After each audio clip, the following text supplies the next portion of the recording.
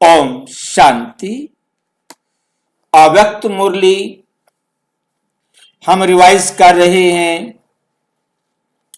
1987 की। आज 17वीं अव्यक्त मुरली है ये, जो बाबा ने 10 नवंबर 1987 को चलाई।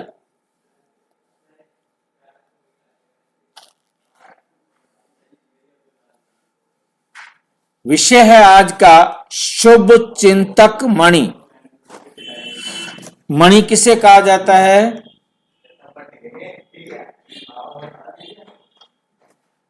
मणि आज तक किसी ने देखी है?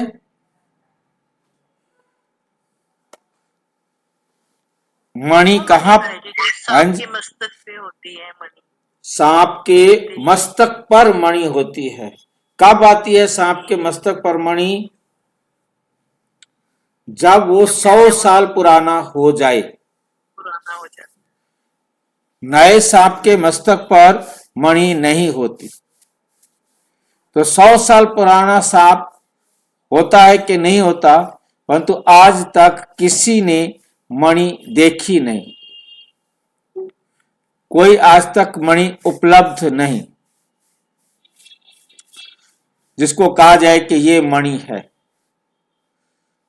बाबा ने आके कहा कि ये शरीर है सांप और आत्मा है मणि जो मस्तक में है।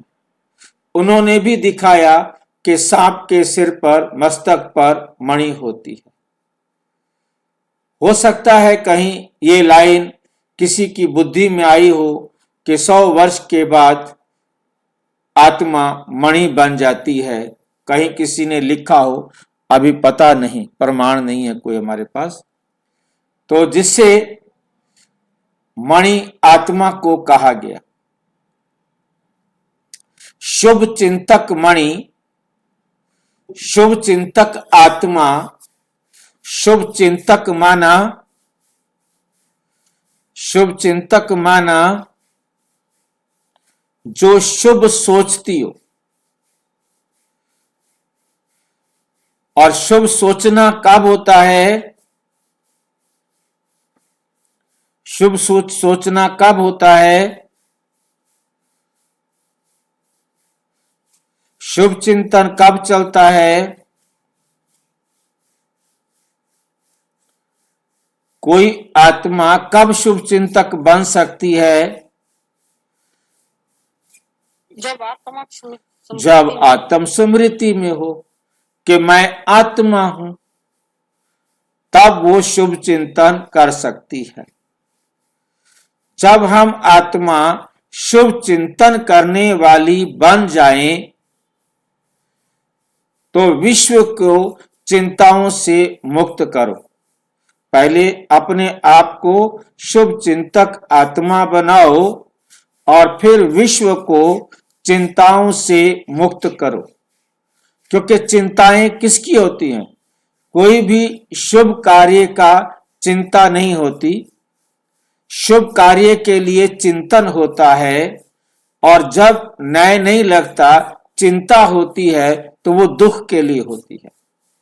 चिंतन करो, इसलिए कहा जाता है चिंतन करो, मतलब शुभ चिंतन करो, परंतु चिंता नहीं करो। चिंतन करना माना है विचार करना कि किस समस्या का कैसे समाधान करना है, कैसे हमने स्वयं का भला करना है, कैसे हमने सब आत्माओं का भला करना है। जब हम स्वयं का, सर्व आत्माओं का भला सोचते हैं तो हम चिंतन करते हैं।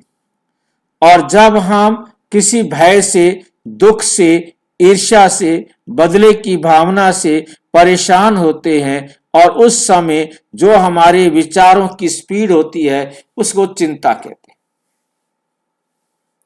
चिंतन और चिंता में यही एक अंतर है।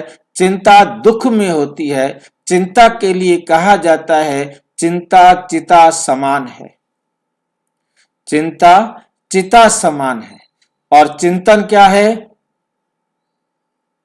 जब आप चिंतन करेंगे तो हमारी खुशी मिलती है, हमें उमंग उत्साह के पंख लगते हैं, हम उड़ती कला में होते हैं।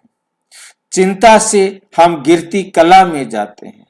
चिंता के कारण हमारे ब्रेन से हानिकारक हार्मोन्स रिलीज होते हैं जो हमारी शक्ति को क्षय करते हैं।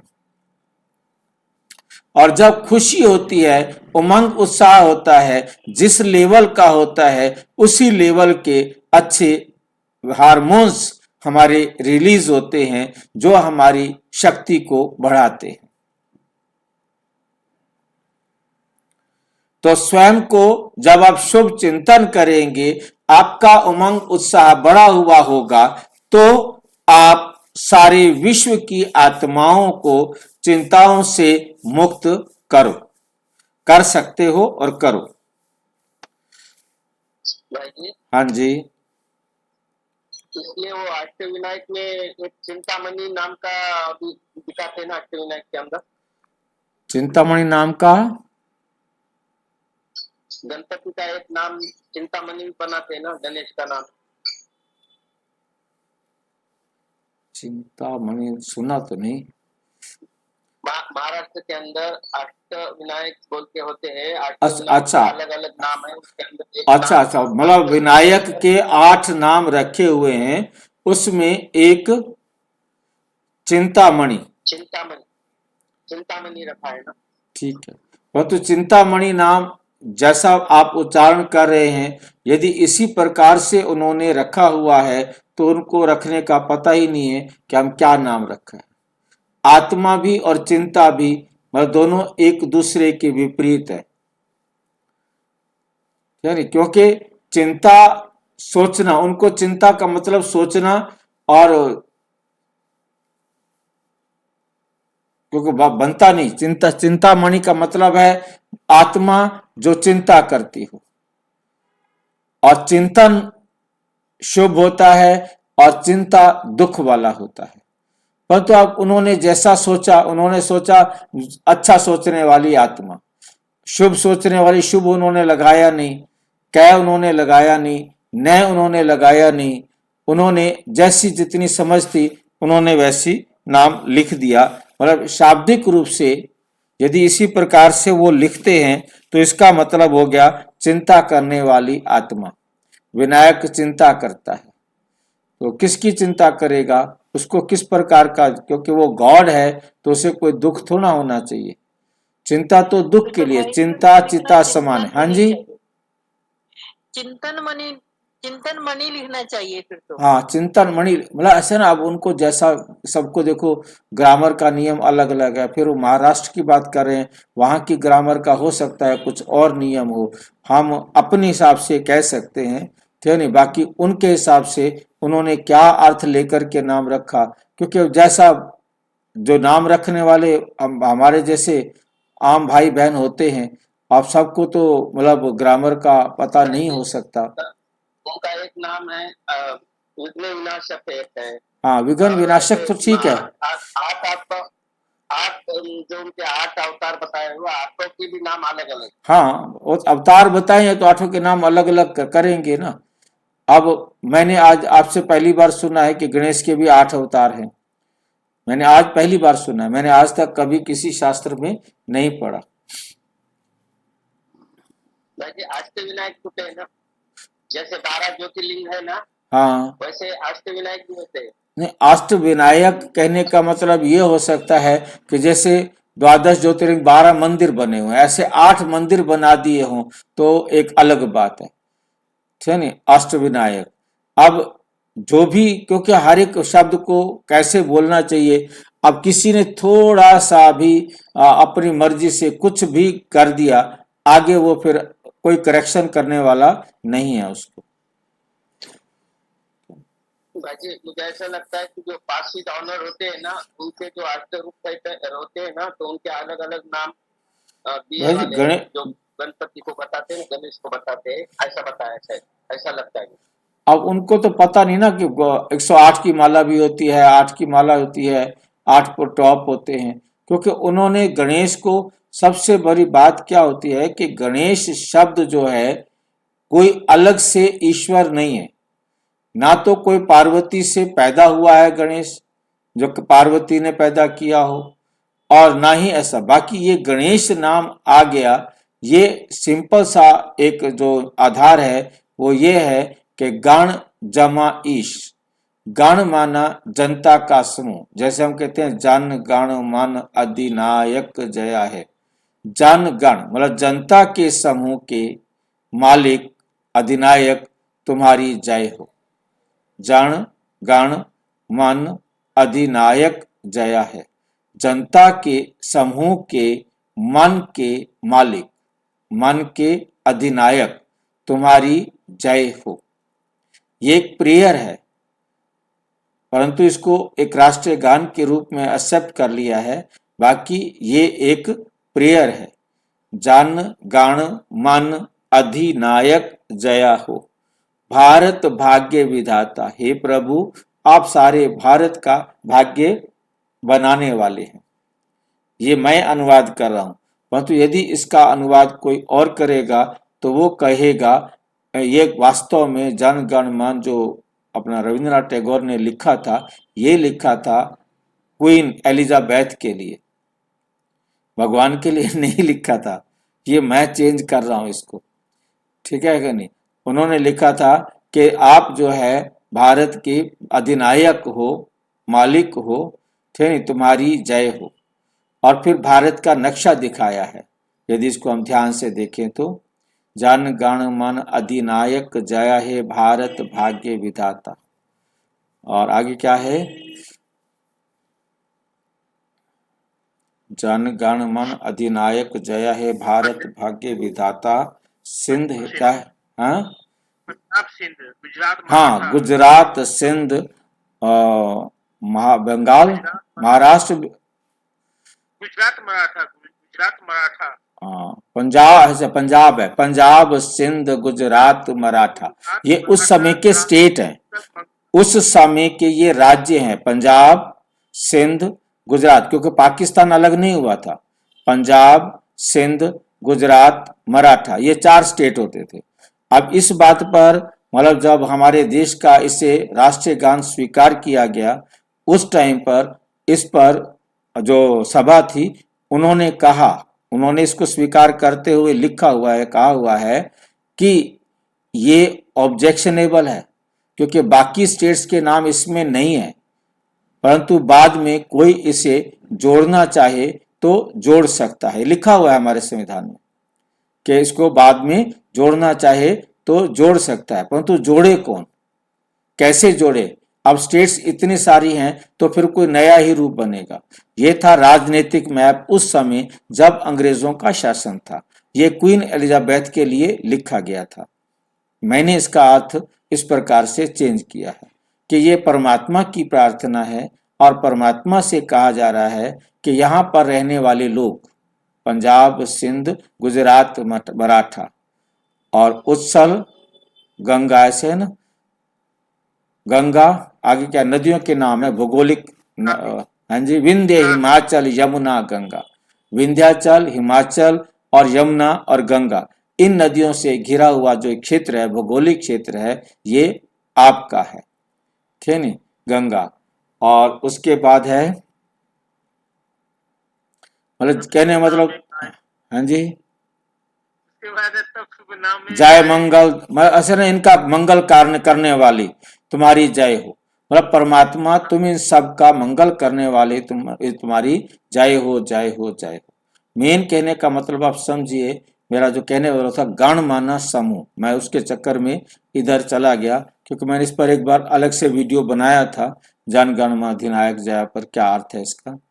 तो उसके बाद जो है ना हमारे पास क्या आता है कि गणेश जो है एक जनता के समूह का ईश्वर, और ईश्वर तो ईश्वर ही है, स्वामी तो स्वामी है, वो सबका स्वामी है, एक जनता के समूह का स्वामी थोड़ा है, एक गण लोगों के समूह का स्वामी तो नहीं है ना, वो सारे विश्व की आत्माओं का स्वामी है ना, वो तो उनको पता नहीं था। उन्होंने फिर गणेश को एक गण, एक जो लोगों के समूह को उन्होंने गणेश ईश्वर कह दिया कि यह हम लोगों का ईश्वर है। अब आगे वालों ने ईश्वर बना दिया उसको, अब उसको एक अलग ईश्वर बना दिया कि ये इनका गणेश है, उनका सबका गणेश है। अच्छा जी, ठीक है, मान लेते हैं जी। कैसे पैदा हुआ? बेमतलब के तरीके से पैदा करके रख दिया। खैर, हम वापिस आए। आज रत्नाकर बाप अपने चारों ओर के विशेष शुभ चिंतक मणियों को देख रहे हैं।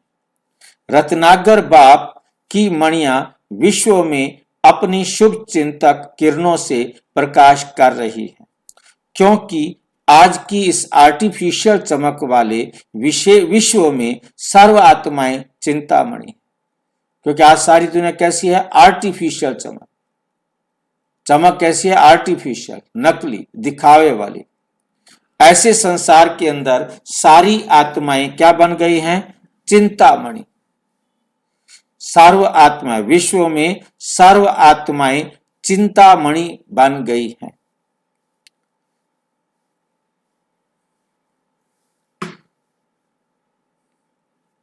शब्द समझ में आया? चिंतामणि से वहां क्या था हमारा? चिंतक, शुभ चिंतक, और यहां क्या बना दिया? चिंतामणि। चिंतामणि से क्या अर्थ निकला इसका? ऐसी आत्माएं जो दुख में है, चिंतक नहीं है, नए नहीं है, कह नहीं है, तो इसका मतलब क्या है? दुखी आत्माएं। सारी आत्माएं दुखी हो गई हैं, चिंतामणि बन गई हैं, दुख वाली मणि बन गई हैं, क्योंकि आर्टिफिशियल चमक है, कोई सुख है ही नहीं, चारों तरफ सारे के सारे क्या हैं? दुखी हैं। तो इसलिए चिंतामणि उसको कहना, गणेश को कहना रॉन्ग हो जाएगा। ऐसे अल्पकाल की चमकने वाली चिंतामणियों को, थोड़ी देर के लिए चमकने वाली ये चिंतामणि दुख से भरी हुई आत्माओं को आप शुभ चिंतक मणियां, हम कौन है? शुभ चिंतक मणियां अपने शुभ चिंतन, देखो चिंतन लगाया, या शुभ चिंता नहीं लगाया, शुभ चिंतन की शक्ति द्वारा परिवर्तन कर रही हो। आप अपने शुभ चिंतन भावनाओं से, विचारों से उन सब को भी दुखों से मुक्त कर रहे हो, उनको शक्ति द्वारा परिवर्तन कर रही हो। जैसे सूर्य की किरणें दूर तक अंधकार को मिटाती हैं, दूर तक क्या करती हैं? अंधकार को मिटाती हैं। ऐसे आप शुभ चिंतक मणियों की शुभ संकल्प रूपी चमक कहो, किरणें कहो, विश्व के चारों ओर, विश्व के चारों ओर फैल रही हैं। आजकल कई आत्माएं समझती हैं कि कोई स्पिरिचुअल, यहां से हट गया इसका, स्पिरिचुअल लाइट, कोई आध्यात्मिक लाइट गुप्त रूप में अपना कार्य कर रही है, गुप्त रूप में अपना कार्य कर रही है। लेकिन ये लाइट कहां से कार्य कर रही है, ये जान नहीं सकते कि कैसे, कहां से वो लाइट आ रही है जिससे ये कार्य कर रही है, वो जान नहीं सकते। कोई हैं, यहां तक टचिंग होनी शुरू हो गई है, आखिर ढूंढते ढूंढते स्थान पर पहुंच ही जाएंगे। तो ये टचिंग आप शुभ चिंतक मणियों के श्रेष्ठ संकल्प की चमक है, तुम चिंतक मणियों के श्रेष्ठ संकल्प की चमक है। बाप दादा हर एक बच्चे के मस्तक द्वारा मणि की चमक को देखते हैं।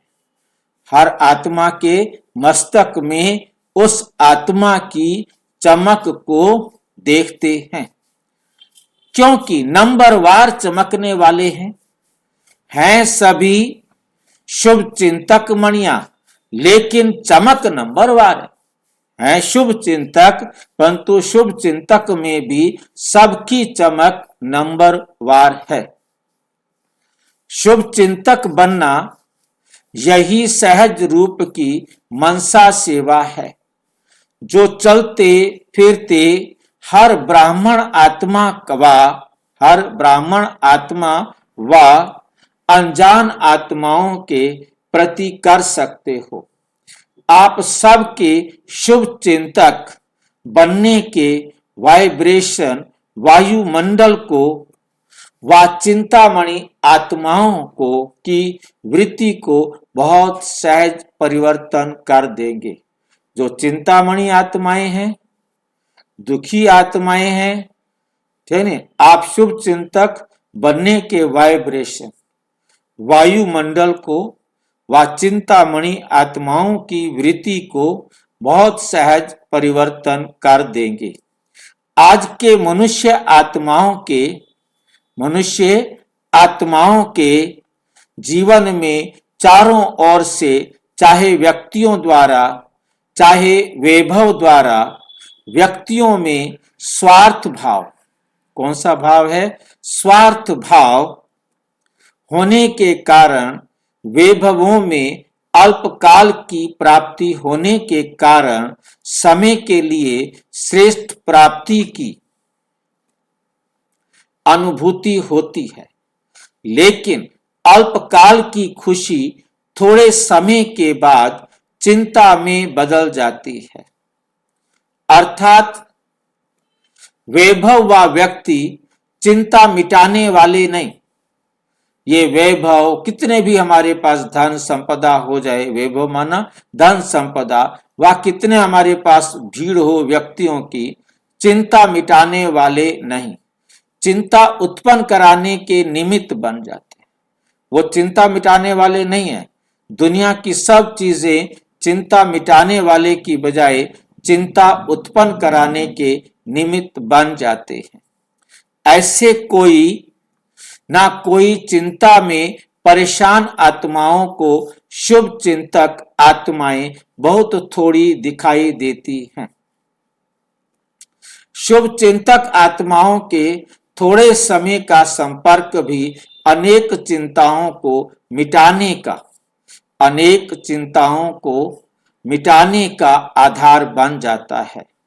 तो आज विश्व को शुभ चिंतक आत्माओं की आवश्यकता है। शुभ चिंतक आत्माओं की आवश्यकता है। इसलिए आप शुभ चिंतक मणिया व आत्माएं विश्व को अति प्रिय है।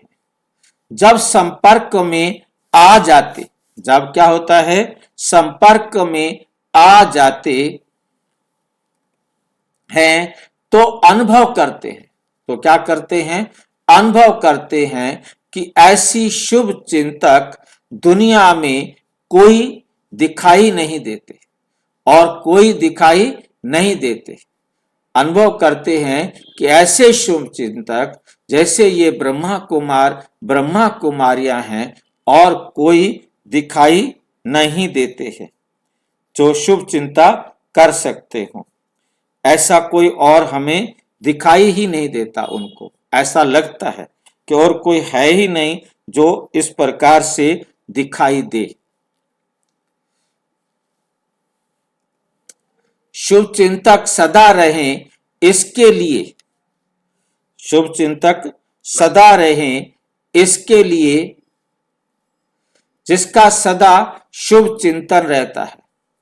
शुभ चिंतन जिसका सदा शुभ चिंतन रहता है, अवश्य वही शुभ चिंतक है। और जिनकी बुद्धि में सदा शुभ चिंतन रहता है, वही जो है शुभ चिंतक है। अगर कभी कभी व्यर्थ चिंतन व पर चिंतन होता है तो सदा शुभ चिंतक नहीं, सदा शुभ चिंतक भी नहीं रह सकते। शुभ चिंतक आत्माएं औरों के भी व्यर्थ चिंतन पर चिंतन को समाप्त करने वाली है। वो क्या करने वाली हैं? अपना तो करती हैं और सर्व आत्माओं के भी व्यर्थ चिंतन को खत्म करने वाली है। तो हर एक श्रेष्ठ सेवाधारी अर्थात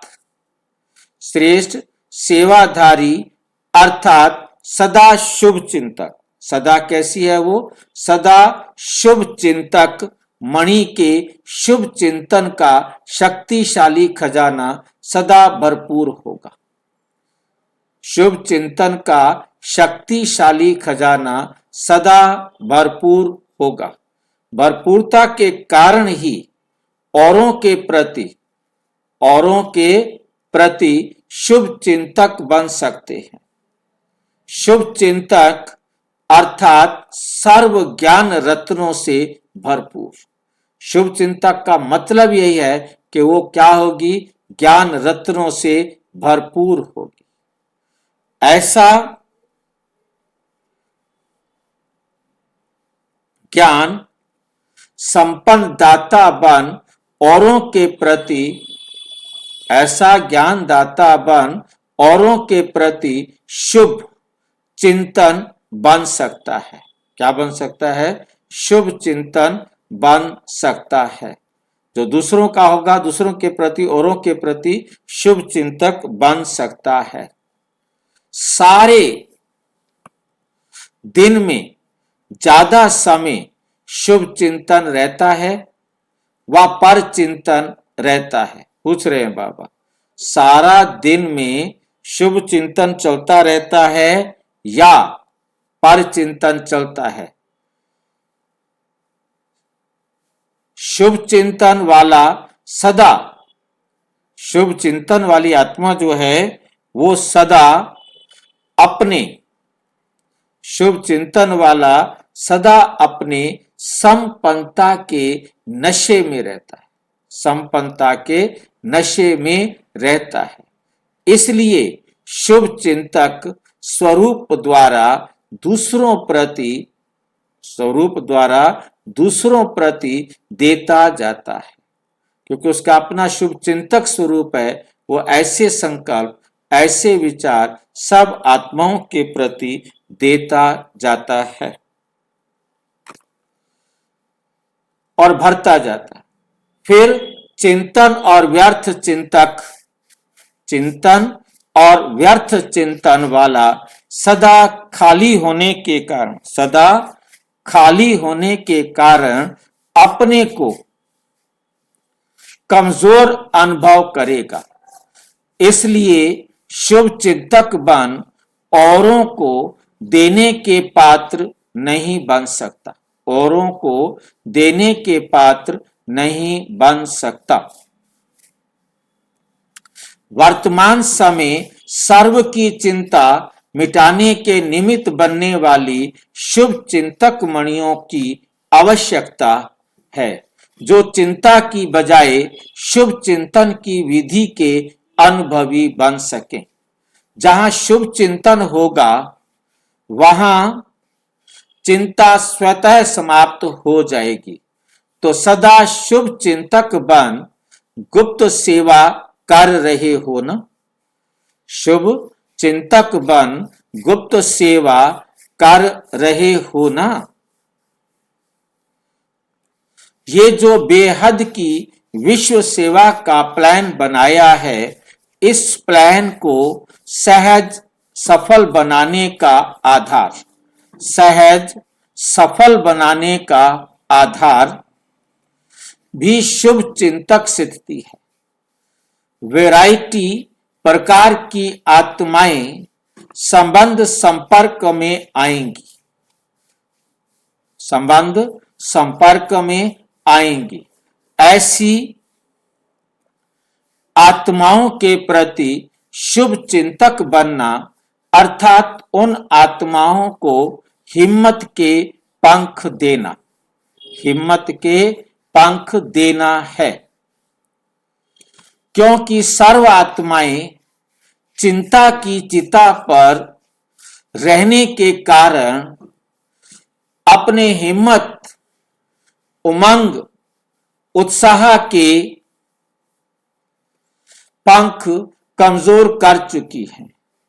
आप शुभ चिंतक आत्माओं की शुभ भावना उन्हों के पंखों में शक्ति भरेगी और आपकी शुभ चिंतक भावनाओं के आधार से उड़ने लगेंगे, अर्थात सहयोगी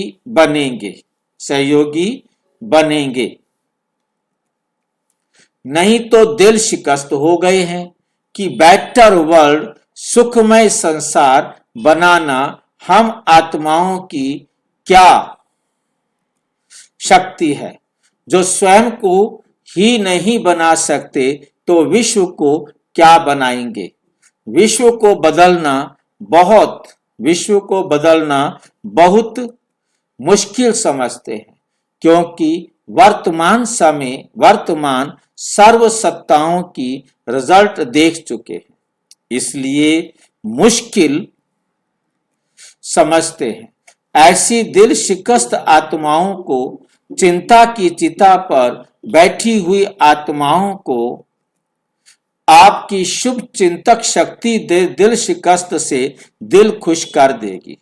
जैसे डूबे हुए मनुष्य को तिनके का सहारा भी दिल खुश कर देता है, हिम्मत में ले आता है, तो आपकी शुभ चिंतक स्थिति उन्हों को सहारा अनुभव होगी।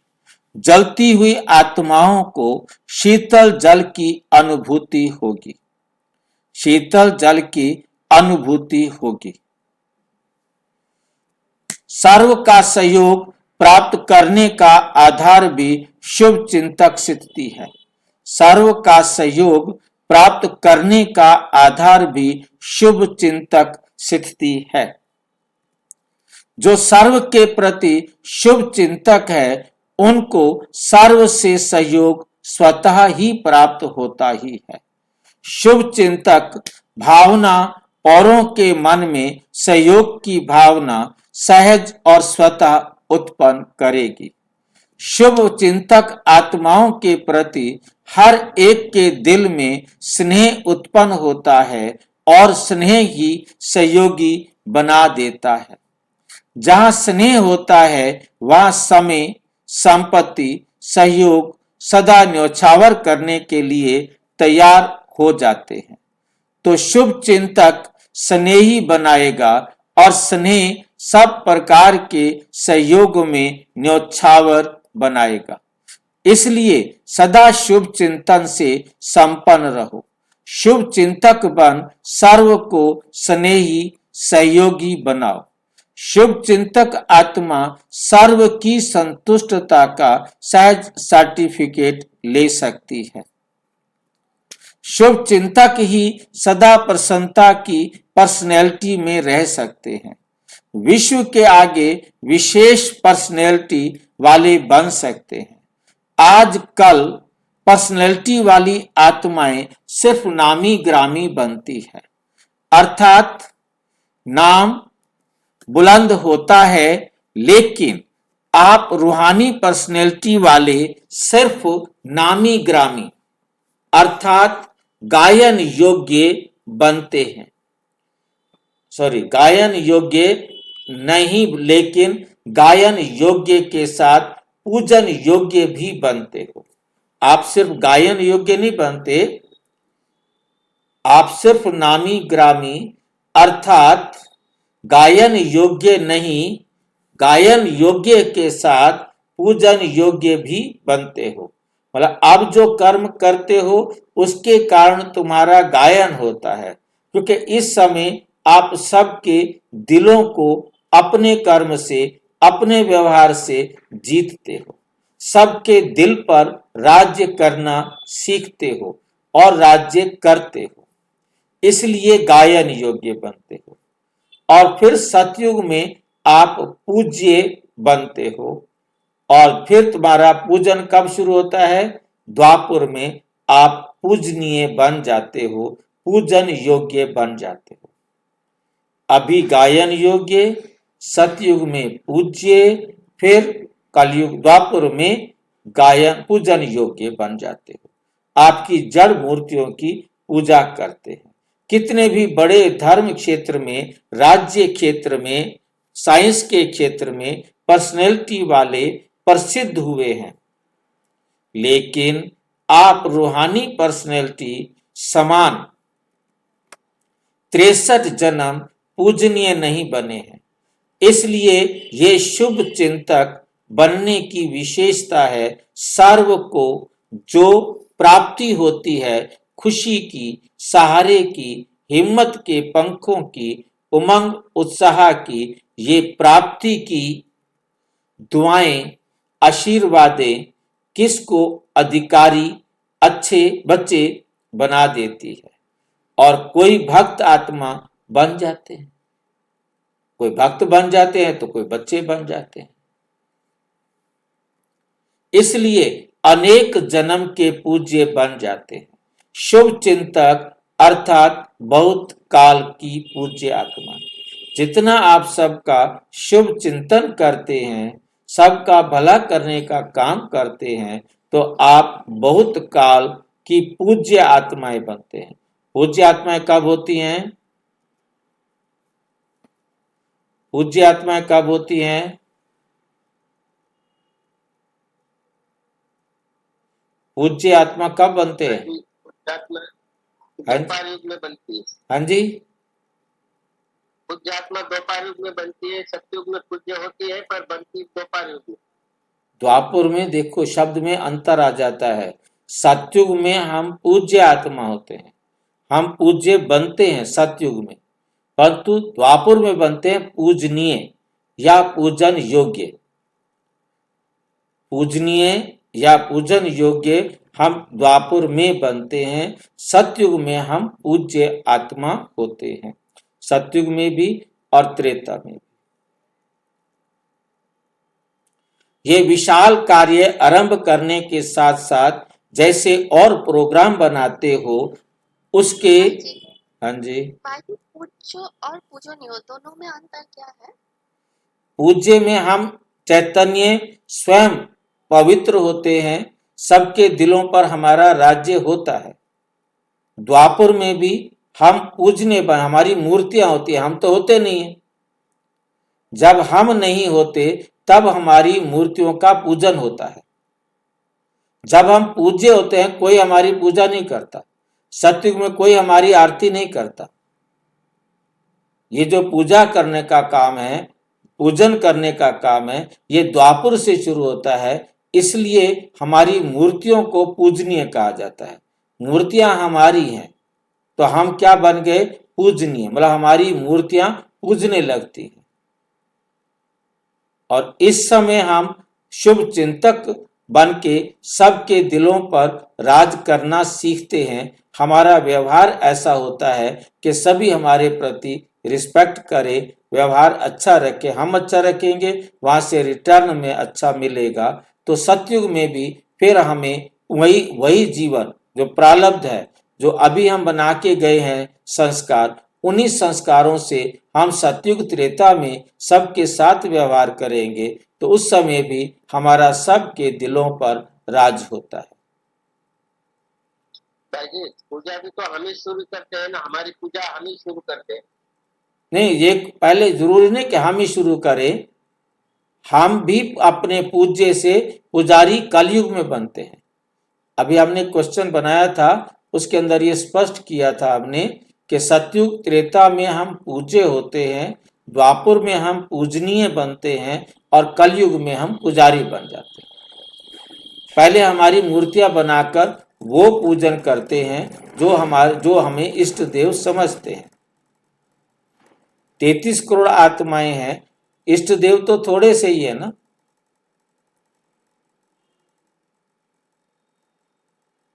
कलयुग में हम पुजारी होते हैं।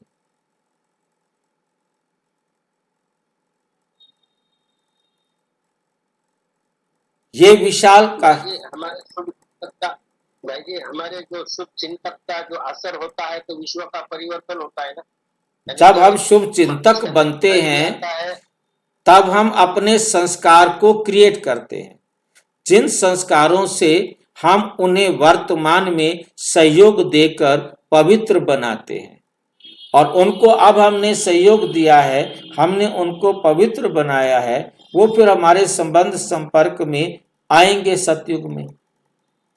परंतु वहां हमारे संस्कार श्रेष्ठ बनाकर ले गए हैं, तो इनके साथ जो हमें अब मिले वो तो हमें इस कारण से हमारे परिवार में आएंगे, परंतु उसके बाद हम अन्य आत्माओं के साथ भी वही श्रेष्ठ व्यवहार करेंगे जो आत्माएं हमें सतयुग में मिलेंगी। और जिनको हम सुख देंगे, जिनके प्रति हमारी शुभ भावना रहेगी, हम उनका भला करेंगे, तो वो आत्माएं भी फिर हमारा रिटर्न में भला करेंगे। तो हमारा क्या बना? शुभ व्यवहार बना। फिर पूजन लायक, फिर वो पूजनीय, हम पूजनीय बनेंगे, वो हमारी मूर्तियों की पूजा करेंगे, फिर हम भी पुजारी बन जाएंगे। हम अपने आप को भूल जाएंगे कि हम क्या थे। फिर बाप आकर फिर याद दिला देगा, पुजारी से पूज्य बना देगा। ये खेल है। अब कितना बड़ा पूज्य बनना है या पूजनीय बनना है, वो मेहनत करो। कौन कितनी मेहनत करेगा वो उतना बड़ा पूज्य देवता बनेगा।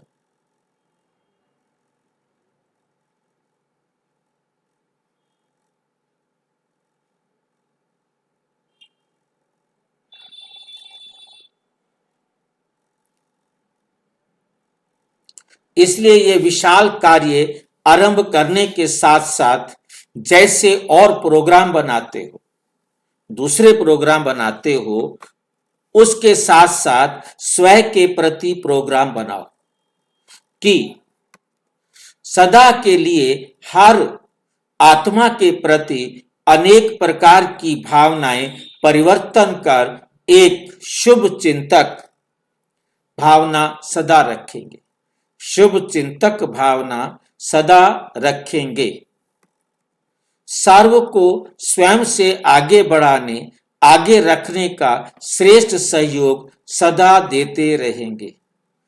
आगे रखने का श्रेष्ठ सहयोग सदा देते रहेंगे। बेटर वर्ल्ड अर्थात श्रेष्ठ विश्व बनाने के लिए सर्वप्रति श्रेष्ठ कामना द्वारा सहयोगी बनेंगे। सदा व्यर्थ चिंतन पर चिंतन को समाप्त कर अर्थात बीती बातों को बिंदी लगाए, बिंदी अर्थात मणि बन सदा विश्व को, सर्व को अपनी श्रेष्ठ भावना, श्रेष्ठ कामना, स्नेह की भावना, समर्थ बनाने की भावना की किरणों से रोशनी देते रहेंगे।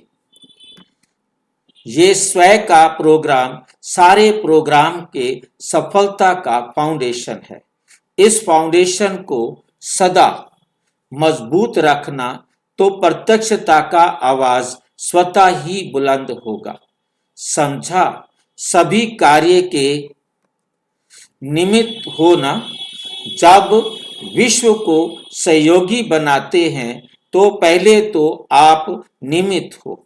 छोटे बड़े, बीमार हो या स्वस्थ हो, महारथी, घोड़ेसवार सभी सहयोगी हैं। प्यादे तो हैं ही नहीं तो सभी की अंगुली चाहिए। हर एक ईंट को महत्व है, ईंट का महत्व है।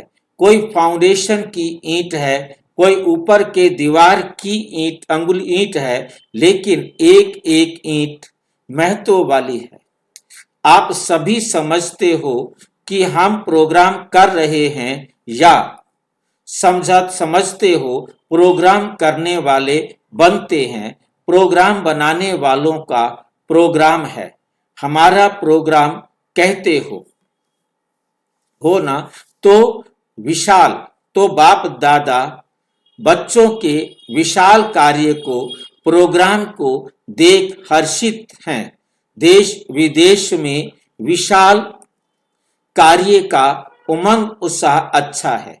हर एक ब्राह्मण आत्मा के अंदर विश्व की आत्माओं के लिए रहम है, तरस है कि हमारे सर्व भाई बहनें बाप की प्रत्यक्षता का आवाज सुने कि बाप अपना कार्य कर रहा है।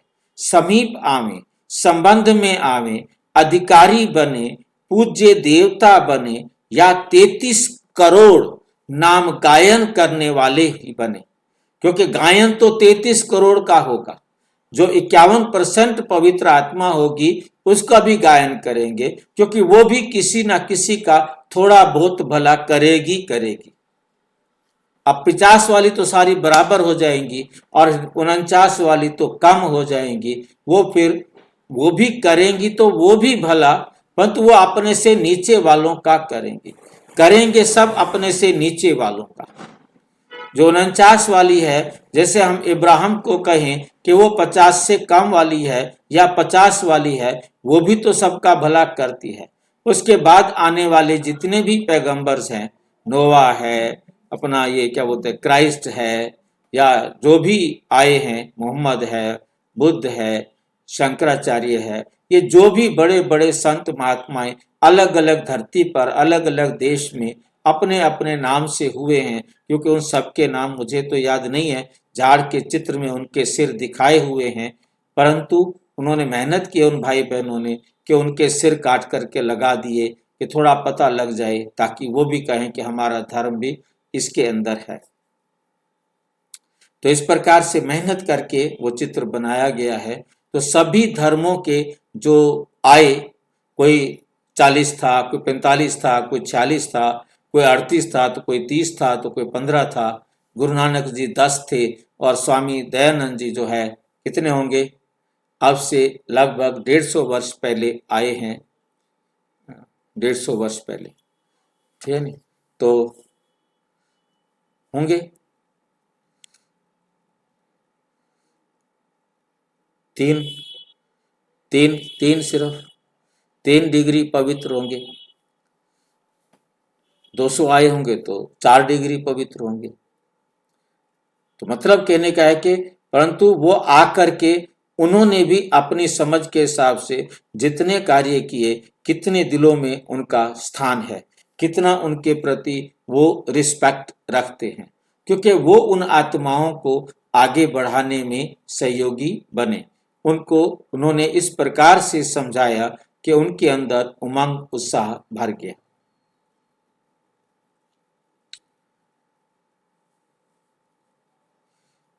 ऐसे उमंग है ना, अभी तो 9 लाख ही नहीं बनाए हैं, तो समझा अपना प्रोग्राम है, अपनापन ही अपने प्रोग्राम में आपने विश्व बनाएंगे। अच्छा, मतलब देखो 1987 की मुरली है, बाबा कहते 9 लाख भी ब्रह्मा कुमार नहीं बनाए थे। 1987 में 9 लाख ब्रह्मा कुमार भी नहीं बने थे। आगे तो वो तो ब्रह्मा कुमारीज में आने वाले नहीं थे।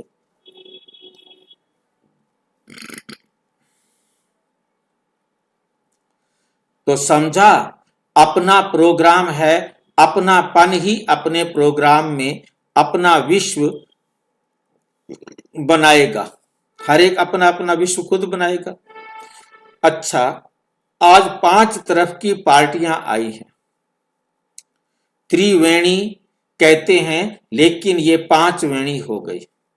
5 तरफ की नदियां सागर में पहुंच गई हैं, तो नदी और सागर का मेला श्रेष्ठ मेला है। सभी नए पुराने खुशी में नाच रहे हैं। जब ना उम्मीद से उम्मीद हो जाती है तो खुशी होती है। पुरानों को भी अचानक चांस मिला है तो और ज्यादा खुशी होती है। सोच कर बैठे थे पता नहीं कब मिलेंगे, अभी मिलेंगे, ये तो सोचा भी नहीं था। कब से अब हो जाता है तो खुशी का अनुभव और न्यारा होता है। अच्छा, आज विदेश वालों को भी विशेष याद प्यार दे रहे हैं। विशेष सेवाधारी जयंती बहन आई है ना। विदेश सेवा अर्थ पहले निमित्त बनी ना। वृक्ष को देख बीज याद आता है। बीज रूप परिवार यह निमित्त बना विदेश सेवा के लिए, तो पहले निमित्त परिवार को याद दे रहे हैं, निमित्त परिवार को याद दे रहे हैं। विदेश के सर्वनिमित्त बने सेवाधारी बच्चे सदा बाप को प्रत्यक्ष करने के प्रयत्न में उमंग उत्साह से दिन रात लगे हुए हैं। उनको बार बार यही आवाज कानों में गूंजता है कि विदेश के बुलंद आवाज से भारत में बाप को प्रत्यक्ष करना है, आवाज से भारत में बाप को प्रत्यक्ष करना है। ये आवाज सदा सेवा के लिए कदम आगे बढ़ाता रहता है। विशेष सेवा के उमंग उत्साह का कारण है, विशेष सेवा के उमंग उत्साह का कारण है बाप से दिल से प्यार स्नेह है, दिल से प्यार स्नेह है। हर कदम में हर घड़ी मुख में बाबा बाबा शब्द रहता है। जब भी कोई कार्ड अथवा गिफ्ट भेजेंगे तो उसमें दिल हार्ट का चित्र जरूर बनाते हैं। इसका कारण है कि दिल में सदा दिलाराम है। उनके दिल में कौन है? सदा दिलाराम शिव बाबा है। दिल दी है और दिल ली है, देने और लेने में होशियार हैं। इसलिए दिल का सौदा करने वाले, दिल से याद करने वाले अपनी निशानी दिल ही भेजते हैं और यही दिल की याद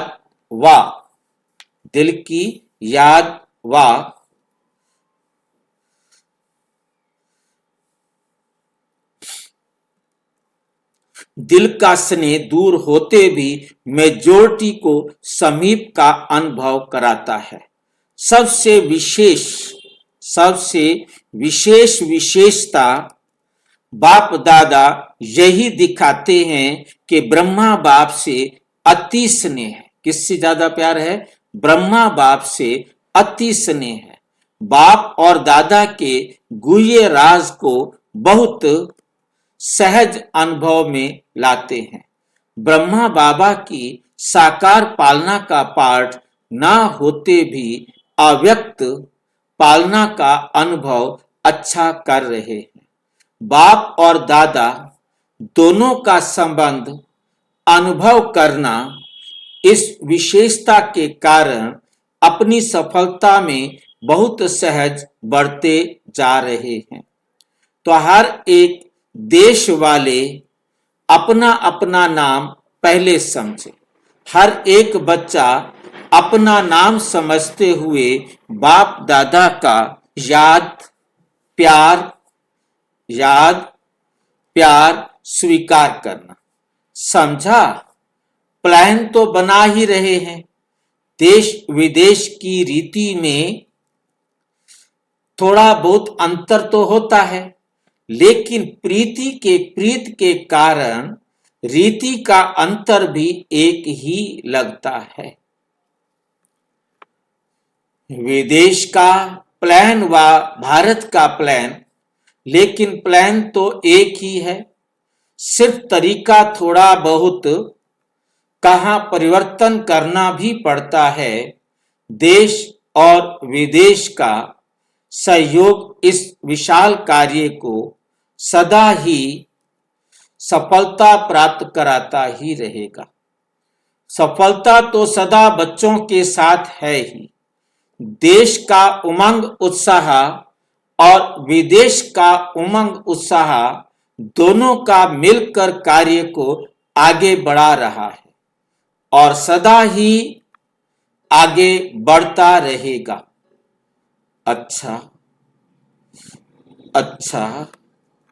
भारत के चारों ओर के सदा स्नेही सहयोगी बच्चों के स्नेह सहयोग का शुभ संकल्प, शुभ आवाज बाप दादा के पास सदा पहुंचता रहता है।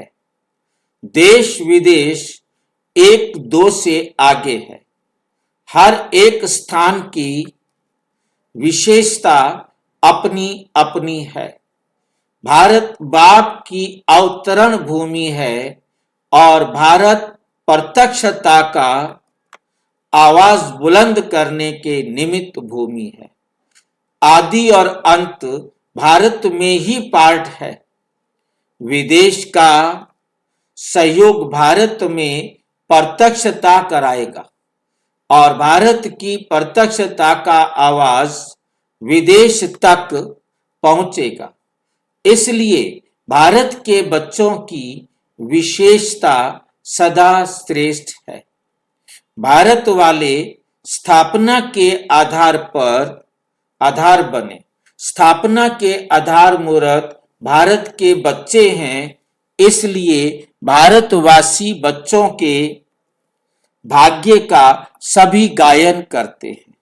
याद और सेवा में सदा उमंग उत्साह से आगे बढ़ रहे हैं और बढ़ते ही रहेंगे।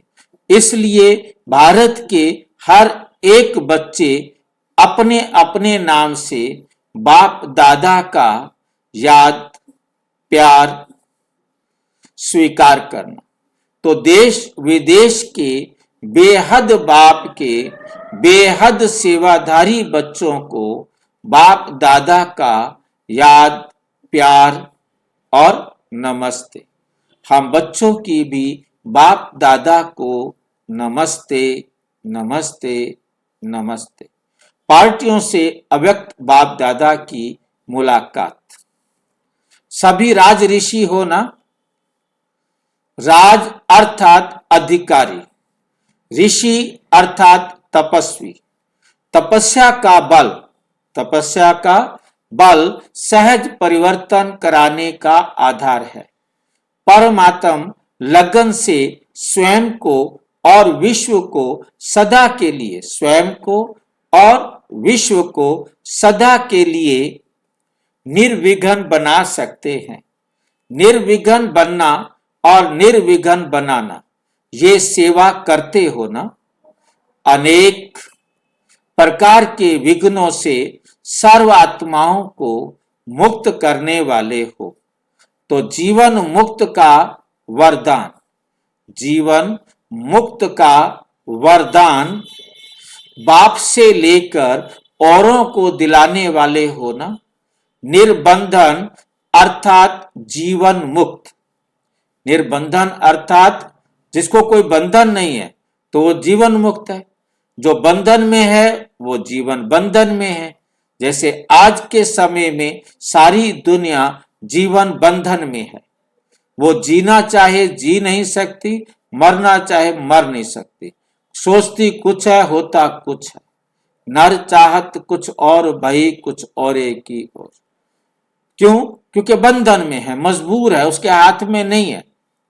सतयुग में हम जीवन मुक्त होते हैं और अभी जो जीवन मुक्त बन जाए, दिलाने वाले हो ना। निर्बंधन अर्थात जीवन मुक्त। बाप से गुण और शक्तियां लेकर आप औरों को भी क्या दिलाते हो? निर्बंधन बनाते हो अर्थात जीवन मुक्त। हिम्मते बच्चे मद दे बाप। बच्चों की हिम्मत पर सदा बाप की मदद पदम गुणा प्राप्त होती है। बच्चों की हिम्मत पर सदा बाप की मदद पदम गुणा प्राप्त होती है। बोझ तो बाप के ऊपर है, लेकिन ट्रस्टी बन सदा बाप की याद से आगे बढ़ते रहो। बाप की याद ही छत्र छाया है। पिछला हिसाब सूली है। पिछला हिसाब क्या है? सूली, बहुत बड़ा दुख, लेकिन बाप की मदद से कांटा बन जाता है। क्या ऐसा हो सकता है कि बाप की याद से जो सूली जितना दुख था वो कांटा बन जाए? ऐसा हो सकता है क्या?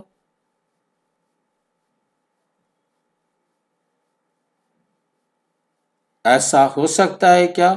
सूली जितना दुख कांटा बन जाए? हाँ भाई जी, हो सकता है। कैसे? माने तो हो सकता है, कैसे माने तो हो सकता है। नहीं माने कैसे, जैसे मतलब? कि हाँ जी। ड्रामा में होगा तो होगा, जो होने वाला है अच्छा होने वाला है। मैंने भी किसी को दुख दिया था तो मुझे दे रहा है। ऐसे बाबा ने जो कीमत दिया है, बाबा ने जो बताया उसके आधार पर चलेंगे तो ऐसा हो सकता है। मैंने दिया था इसलिए दिया, तो वो दुख कांटा बन जाएगा सूली से। हम उसको मान लेंगे ना, हम स्वीकार करेंगे। क्यों भी? बाकी सारे बताओ, भाई जी की बात सहमत है? हाँ जी, ठीक कह रहे हैं भाई, ठीक कह रहे हैं। ठीक कह रहे हैं। एक वोट मिला है, कोई इसके विपक्ष भी बोल सकता है? भाई जी नाराज नहीं होंगे, आप बोल सकते हो।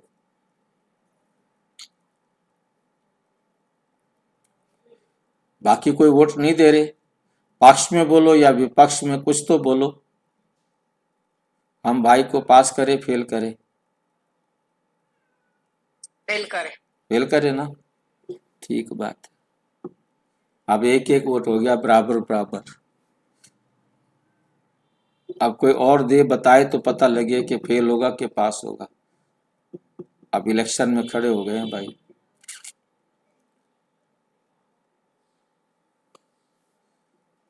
टाई हो जाएगा नहीं तो।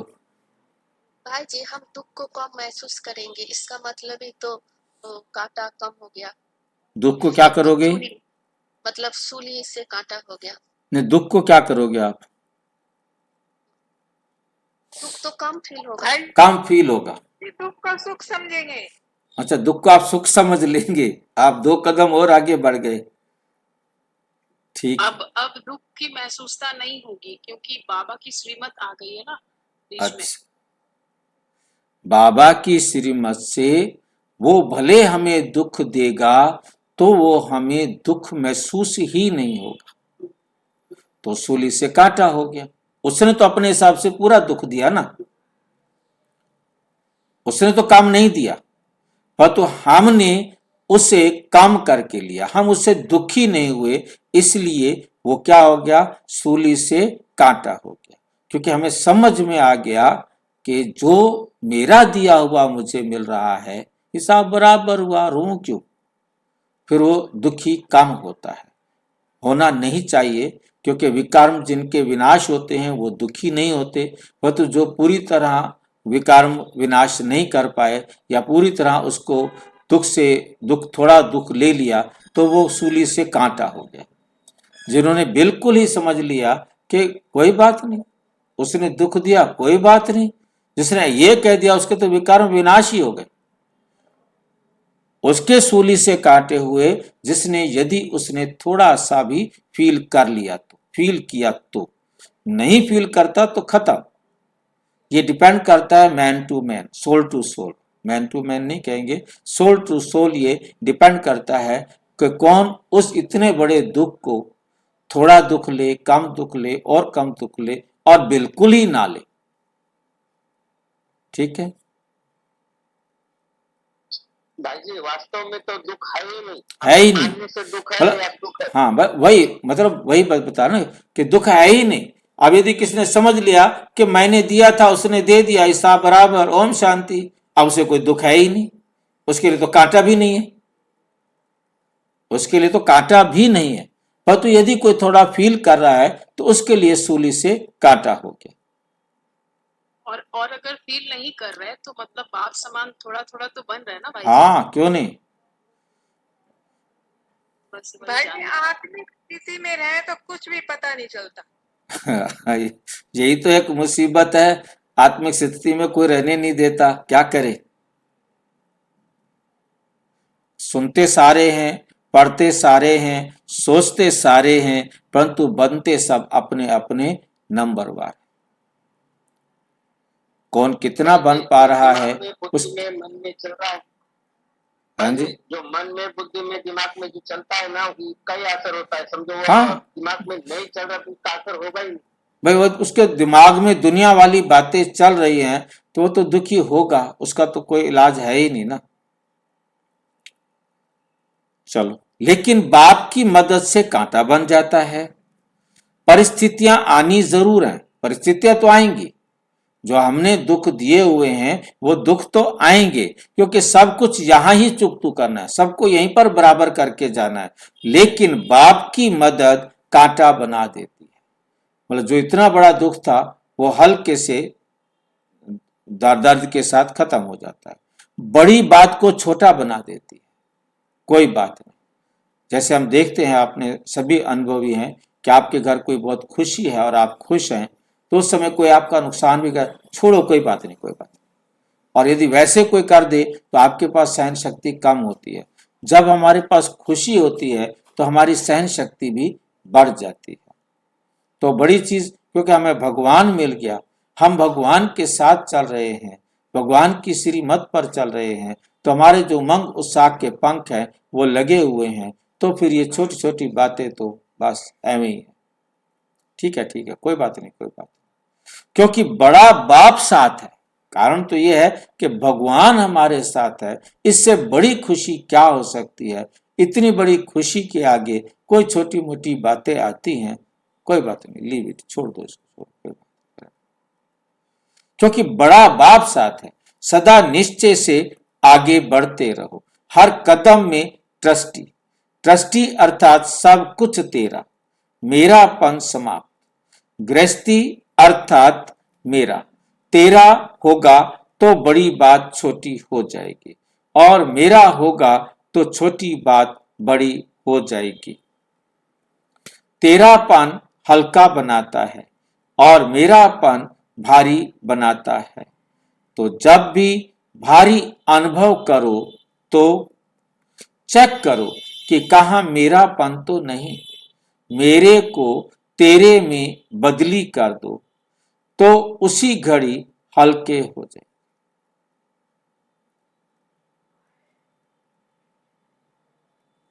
मेरे को तेरे में बदली कर दो।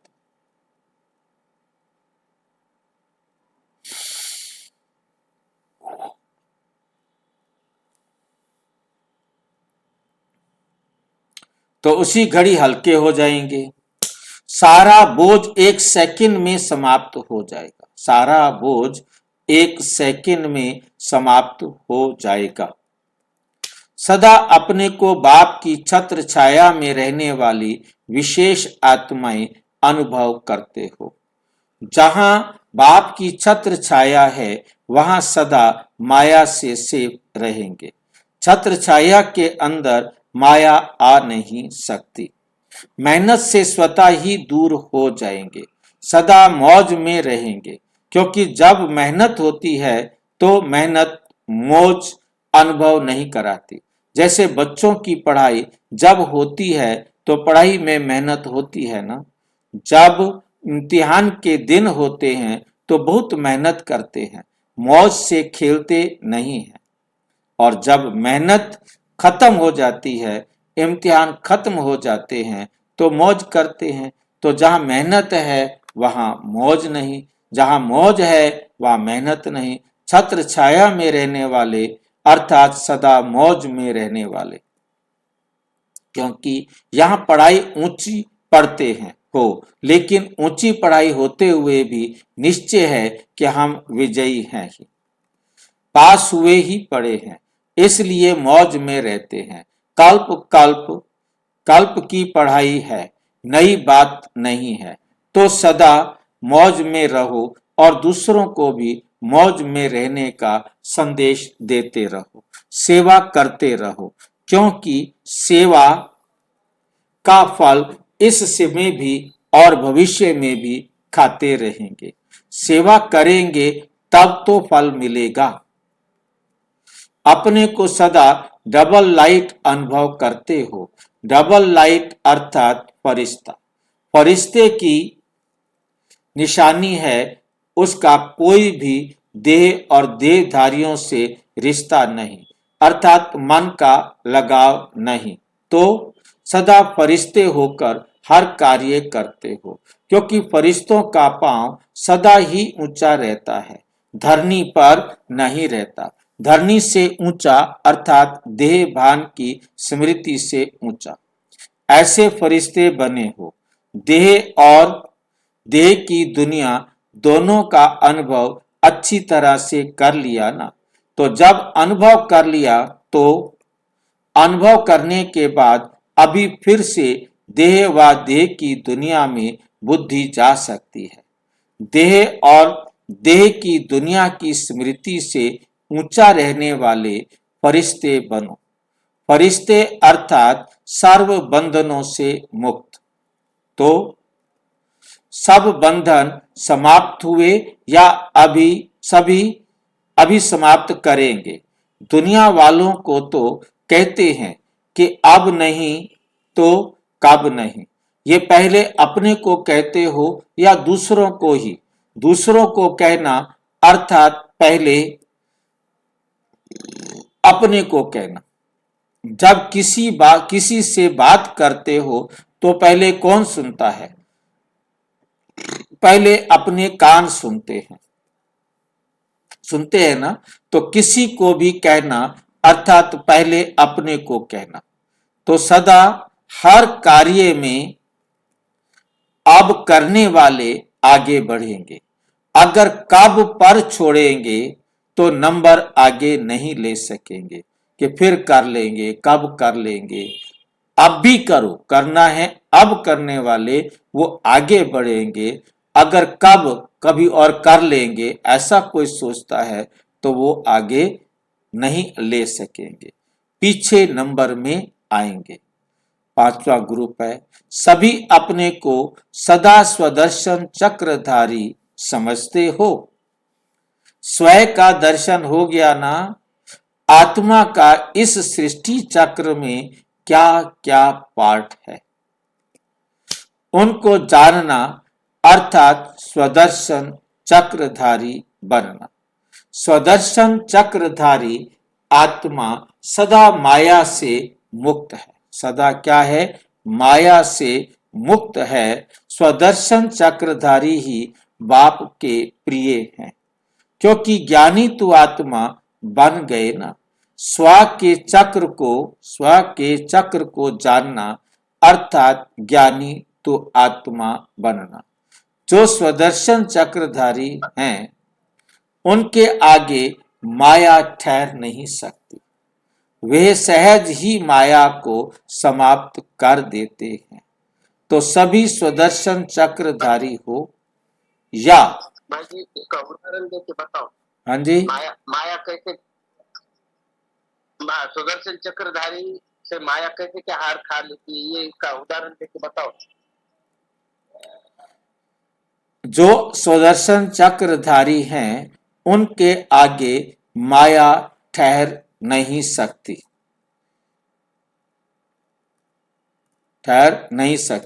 वो सहज ही माया को समाप्त कर देते हैं। अब क्या होता है कि स्वदर्शन चक्रधारी बनना, जो स्वदर्शन चक्रधारी है वो माया का गला ही काट रहा है ना। माया मीन्स कमजोरी।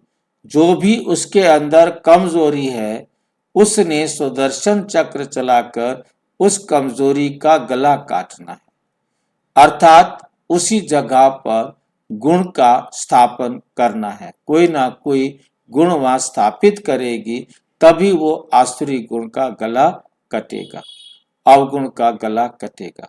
तो माया पर ऑटोमेटिक क्या होती जा रही है? हर बार माया पर विजय होती जा रही है। भाई जी ये काम कैसे करता है? हाँ जी, ये काम कैसे करता है? वैसे तो माया है कि नहीं? माया कुछ भी नहीं है। माया कुछ नहीं है। उस माया जो कुछ नहीं है उस जगह पर कोई ना कोई अवगुण आया है। हमने अब वहां पर किसी गुण की स्थापना करेंगे तो अवगुण निकल जाएगा। जिस जगह को माया जो खाली हुई थी, जो जगह जहां वो अवगुण आया था उस जगह को हमने गुण से भर दिया तो वो अवगुण निकल गया। ये है माया का सिर काटना, माया रावण का सिर काटना। अवगुण उसी चला गया तो माया भी नहीं है, माया भी चली गई, रावण भी चला गया। तो वहां हमने एक दिव्य गुण स्थापित कर दिया। रोज हम एक दिव्य गुण स्थापन करते जाएं तो भरपूर हो जाएंगे, कोई अवगुण रहेगा ही नहीं।